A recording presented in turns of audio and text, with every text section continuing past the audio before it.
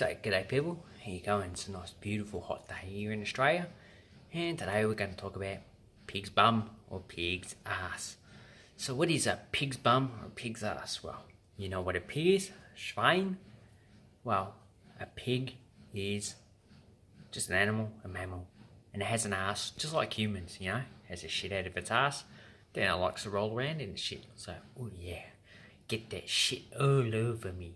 So anyway, when we talk about pig's ass or pig's bum, we're talking about something that is bullshit. So, here I have Horus. Say hello, Horus.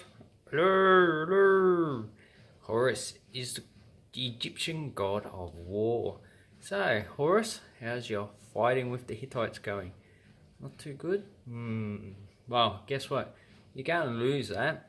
Pig's ass I am. So, yeah, you can see I was doing the extra voice. So, when Horus said, pig's ass I am, he meant to say, no, I'm not going to lose, I'm going to win.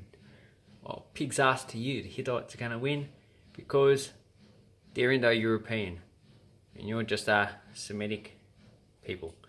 So Indo-Europeans are going to win. Oh, that's racist. Oh, I don't give a shit. So anyway, look at Horus. Pig's ass. I'm gonna win. Pig's ass, I'm gonna lose. So when you put your phrase pig's ass, pig's bum in a sentence, you replace it with no. So how will we use it as well?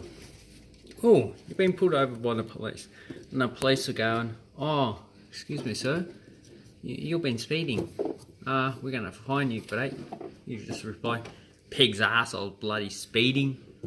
And then you're just in disagreement. So they're accusing you of speeding.